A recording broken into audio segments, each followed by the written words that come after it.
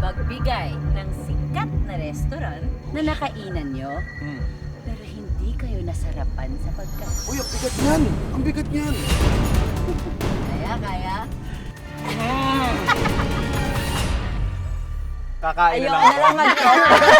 Kakain tayo, Huwag na kakain tayo tayo. mag-talk. Bakit tayo niyo sabihin? Unang-una kasi, as a chef, and also as a restaurateur, kahit sa mga staff ko, hindi ko talaga sila, or dinidiscourage ko sila na to talk bad in public. If there was any concern whatsoever doon sa experience namin, Doon sa amin na dapat lang yun. direct. Oo, dapat rinirerekta ko yun. Kasi unang-una, ayoko din na sa akin gagawin yun. At dahil dyan, Chef, So, what's Yan. that? atay. Na? Ketchup. Or Ah, Yan! Panis. Hot sauce! Kaya niyo, kaya. Kumakain ng Kaya. atay. Kumakain ka kasi. Wala siyang choice. Wala akong choice. Turo ni Tito. Kagatan mo lang. Go. It's good. I love atay. Dinalawa